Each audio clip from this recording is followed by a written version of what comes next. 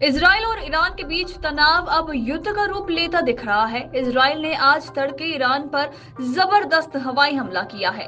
इसे 2 अक्टूबर को इजराइल पर किए गए ईरानी हवाई हमले का जवाब भी बताया जा रहा है। इस हमले के बाद ईरान ने भी जवाब देने की बात कही है और इससे आशंका जताई जा रही है कि दोनों देशों के बीच युद्ध भी छिड़ सकता है। बता दें कि इजरायली प्रधानमंत्री बेंजामिन नेतन्याहू के शब्दों में इजराइल 7 मोर्चों पर युद्ध लड़ रहा है। इनमें गाजा में हमास और इस्लामिक जिहाद, वेस्ट बैंक में फतह, लेबनान में हिजबुल्ला, सीरिया में असद सरकार, यमन में हूती विद्रोही, इराक में कताइब हिजबुल्ला और इन सबका संरक्षक ईरान शामिल है। इजराइल से अगर भारत की तुलना की जाए तो अपना देश सिर्फ 2 मोर्चों पर ही युद्ध के खतरों का सामना कर रहा है, जिसमें पाकिस्तान और चीन से लगी सीमा शामिल है। सीरिया के राष्ट्रपति बशर अल असद अपने अस्तित्व का श्रेय ईरानी रेवोल्यूशनरी गार्ड्स कॉर्प्स यानी कि IRGC को देते हैं, जो सीरिया में ईरान गठबंधन वाले जिहादी मिलिशिया के पूरे नेटवर्क को वित्त पोषित, सुसज्जित और संचालित करता है। तो वहीं सीरिया में इनकी जनसंख्या कथित तौर पर 60,000 से 1 लाख के बीच है। इनमें शामिल लड़ाके इजराइल के लिए लगातार खतरा है और उस क्षेत्र में नियमित रूप से झड़पें और सीमा पार हमले करते रहते हैं। बता दें कि इजराइल के सामने आने वाले अंतिम 3 मोर्चे वेस्ट बैंक, ईरान समर्पित लोकप्रिय मोबिलाइजेशन फोर्सेस जो इराक की नियंत्रित करते हैं, और खुद ईरान है। लेबनान में हिजबुल्लाह का शीर्ष नेतृत्व भले ही खत्म हो गया हो, लेकिन उसका अस्तित्व समाप्त नहीं हुआ है। हिजबुल्लाह ने पहले ही नए नेताओं और कमांडरों की नियुक्ति शुरू कर दी है। इजरायली हमले से हिजबुल्लाह की संगठनात्मक प्रभावशीलता कुछ समय के लिए प्रभावित होगी, लेकिन इसकी पूर्ति की जा सकती है।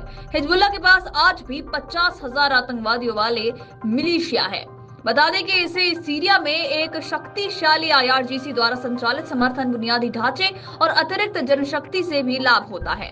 इजरायली सेना ने भले ही लेबनान पर हमला करके हिजबुल्लाह की सैन्य शक्ति को तहस-नहस कर दिया हो, लेकिन अभी भी इस मिलिशिया के पास लंबी दूरी तक हमला करने वाली मिसाइलों का भंडार है, जिसकी संख्या 30,000 के करीब बताई जाती है। इन मिसाइलों को लेबनान में इजरायली सीमा से काफी दूर छुपाया गया है। बता दें कि इजराइल के पास अमेरिकी वायुसेना के प्रत्यक्ष समर्थन के बिना ईरान के परमाणु कार्यक्रम के खिलाफ निर्णायक हमले के विकल्प नहीं है।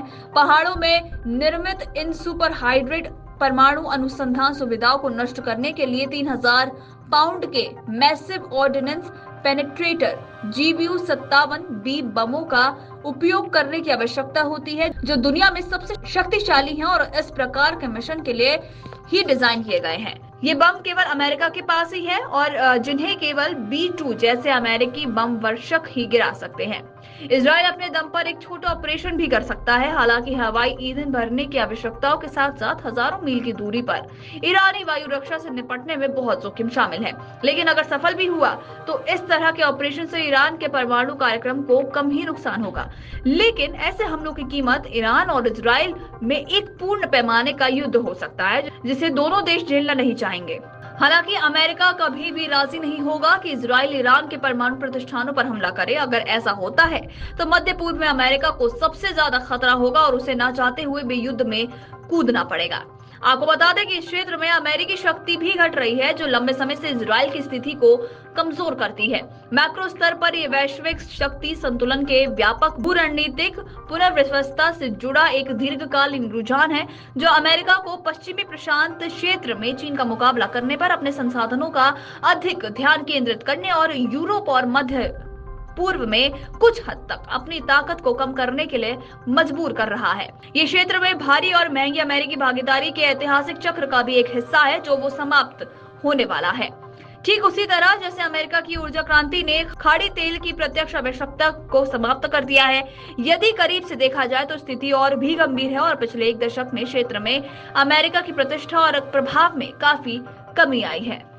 वीडियो डेस्क अमरउजाला.com। अगर आप ये वीडियो YouTube पर देख रहे हैं तो हमारे चैनल को सब्सक्राइब कर बेल आइकन दबाएं और Facebook पर देख रहे हैं तो हमारे पेज को लाइक करें।